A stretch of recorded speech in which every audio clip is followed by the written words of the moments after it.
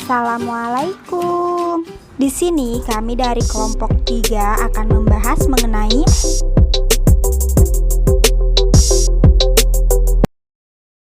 Sebelum melanjut ke pembahasan, kenali yuk masing-masing dari kelompok kami.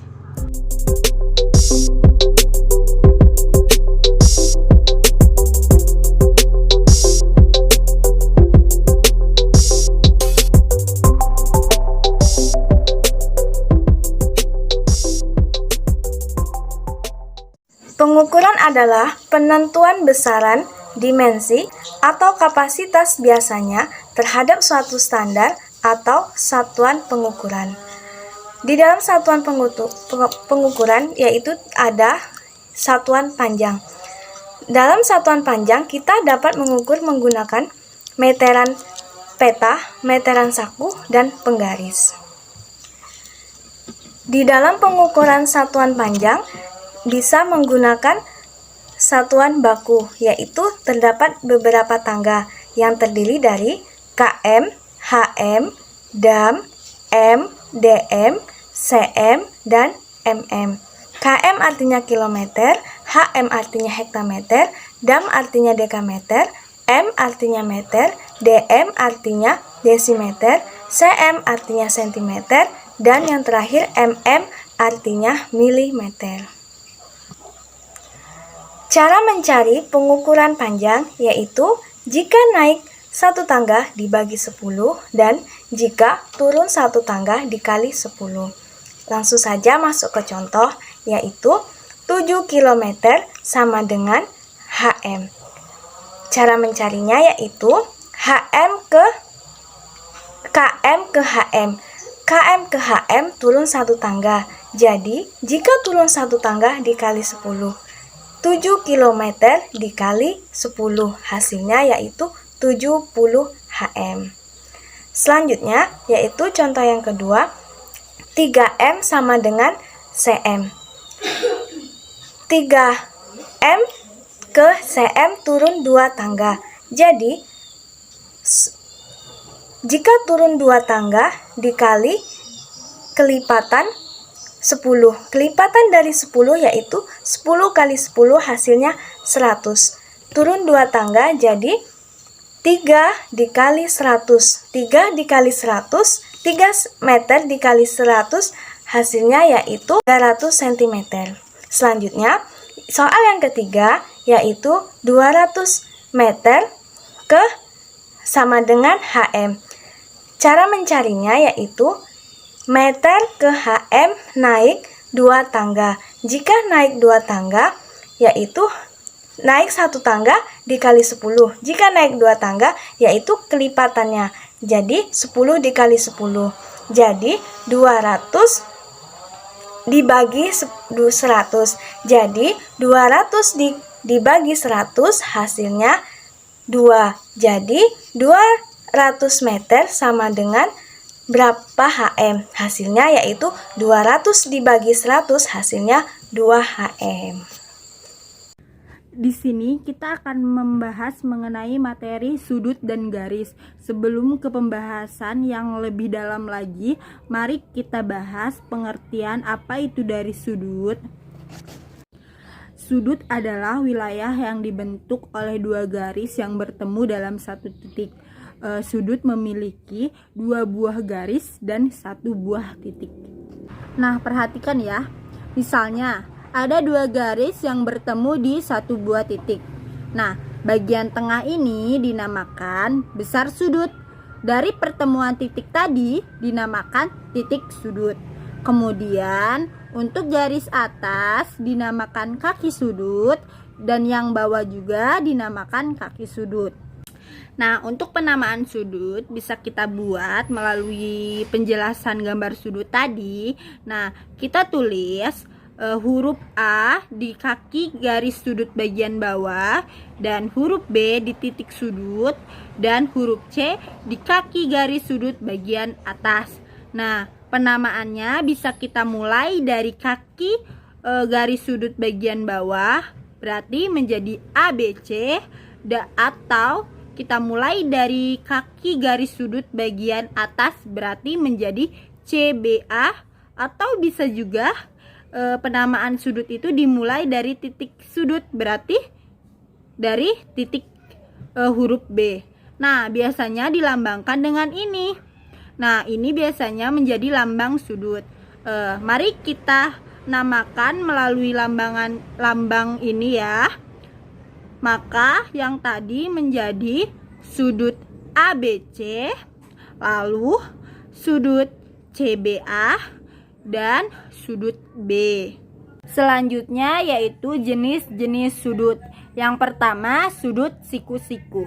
Biasanya besarannya 90 derajat.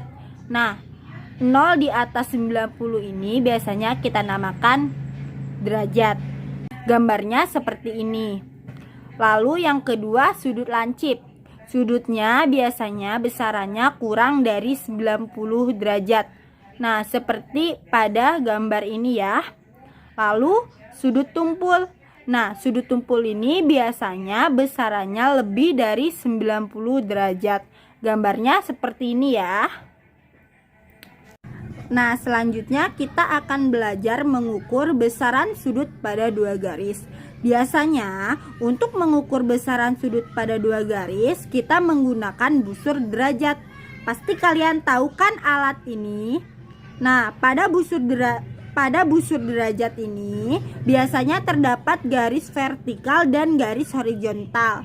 Garis vertikal ini biasanya terdapat di titik busur derajat ini, dan garis horizontal ini yang membentang sebesar 180 derajat. Baik, di sini saya akan membahas mengenai berat benda. Untuk menentukan berat benda menggunakan satuan baku, terdapat alat yang disebut dengan timbangan. Ada beberapa jenis timbangan. Yang pertama, timbangan berat badan, neraca, timbangan rumah tangga, timbangan bebek, dan timbangan digital. Sekarang kita akan membahas tangga satuan berat. Tangga satuan berat ini terdiri dari kg, kilogram, hg, hektogram, dg, dekagram, G, gram, DG, desigram, CG, centigram, dan MG, miligram. Aturan perhitungannya sama. Ketika naik satu tangga ke atas, dia dibagi 10, dan turun satu tangga ke bawah, dia dikali 10. Dan ada beberapa juga satuan berat ini jarang dibahas, yang tetapi di sini kita akan mengetahui apa saja sih itu. Terdiri dari 1 ton yang sama dengan 100 kg, 1 kuintal sama dengan 100 gram, 1 ton sama dengan 10 kuintal, dan 1 kilogram sama dengan 2 pon. Maka jika dia 1 pon, maka dia setengah kilogram. Debit adalah banyak zat cair yang mengalir dalam waktu tertentu. Banyaknya zat cair diukur menggunakan satuan volume. Rumus dalam menghitung debit adalah debit sama dengan volume dibagi waktu. Sedangkan untuk rumus keturunannya yaitu waktu sama dengan volume dibagi debit. Dan volume sama dengan debit dikali waktu. Satuan debit yang sering digunakan adalah meter kubik per detik, meter kubik per menit, desimeter kubik per detik.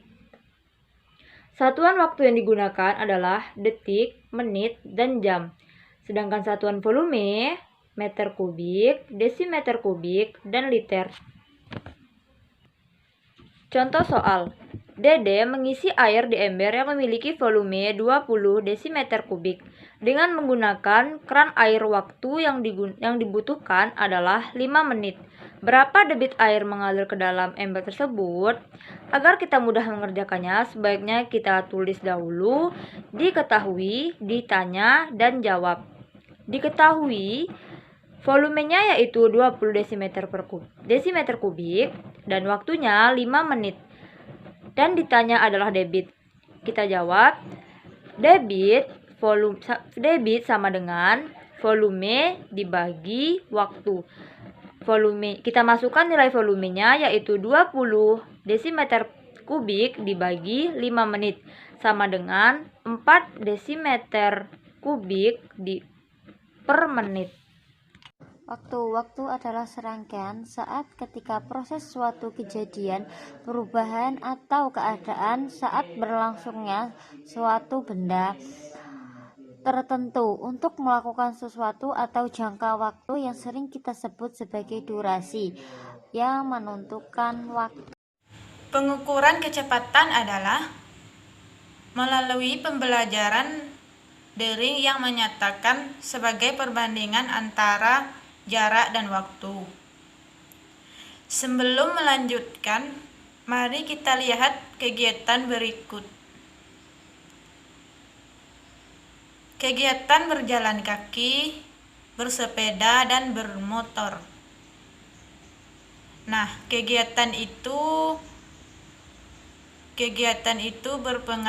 merupakan salah satu contoh kegiatan yang menggunakan sepeda motor pasti akan lebih cepat daripada jalan kaki. Sebagai contoh, suatu hari Rosi mengendarai sepeda motor untuk menempuh jarak 450 km selama 3 jam.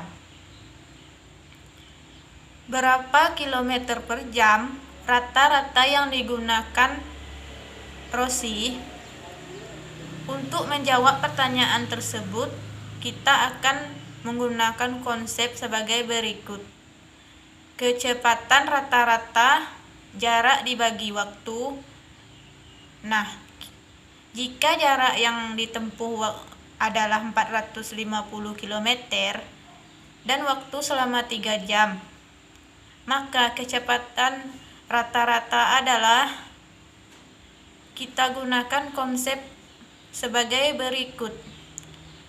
Kecepatan rata-rata sama dengan jarak bagi waktu sama dengan 450 km per 3 jam sama dengan 150 km per jam.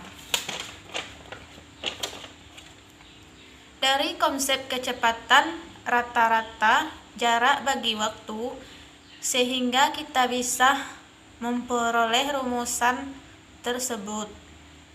Sehingga kita menggunakan kecepatan rata-rata jarak bagi waktu, jarak sama dengan kecepatan rata-rata waktu. Waktu sama dengan jarak bagi kecepatan rata-rata. Berikut contoh lainnya. Berapa waktu yang dibutuhkan untuk